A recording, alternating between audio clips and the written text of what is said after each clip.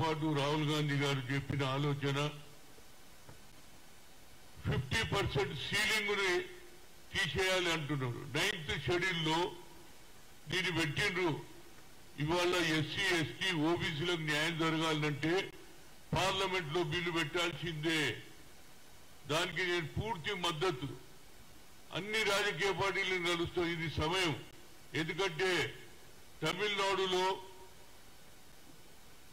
ఎప్పటి నుంచి 1998లో అప్పటి నుంచి ఇంప్లిమెంట్ అవుతుంది. 1989లో 50% బీసీలకు, 18% ఎస్సీలకు, 1% ఎస్టీలకు. అదేవిధంగా బీహార్లో ఓబీసీలకు 43, ఎస్సీలకు 22% అంటే 65 ఇస్తున్నారు ఆడవాళ్ళు. దాన్ని కూడా ఇవాళ పాట్నా హైకోర్టు కొట్టేసింది. నితీష్ కూడా అన్నాడు, అదే స్టాలిన్ అన్నాడు. అదేవిధంగా అన్ని రాష్ట్రాలలో ఈ ఆలోచన వచ్చింది. ఏది తప్పనిసరిగా క్యాస్ట్ వైజ్ సెన్సర్ చేయాలి, వారికి సరి అయిన న్యాయం జరగాలి.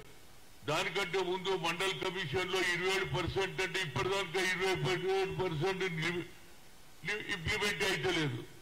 మళ్ళీ చూద్దామంటే ప్రధానమంత్రి ఓబీసీ ఇంతవరకు అయినా ఏది లేదు. క్యాస్ట్ వైజ్ సెన్సర్ చేయడు. అదేవిధంగా ఏదైతే బడుగు బలైన వర్గాలకు రిజర్వేషన్ పెంచాలనే ఆలోచన లేదు. అది కేవలం కాంగ్రెస్ తోటే సాధ్యమవుతుంది, ఇండియా కూటమితో సాధ్యమవుతుంది.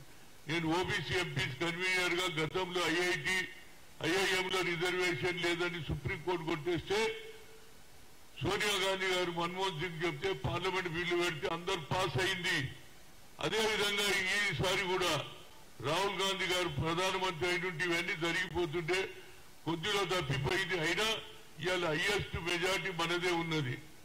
నైతికంగా కాంగ్రెస్ గెలిచినట్టే ఇండియా కూటమి. అయినా ఇవాళ వారు పట్టుబడి బడుగు బలైన వర్గాలకు, ఎస్సీ ఎస్టీ ఓబీసీలకు న్యాయం జరగాలంటే ఏదైతే సీలింగ్ 50% ఎత్తేయాలి. 9th షెడ్యూల్లో వచ్చింది, దాన్ని తీసేసి మళ్ళీ పార్లమెంట్లలో బిల్లు పెడితేనే మా ఓబీసీలకు, ఎస్సీ ఎస్టీలకు న్యాయం జరుగుతుందని చెప్తున్నా.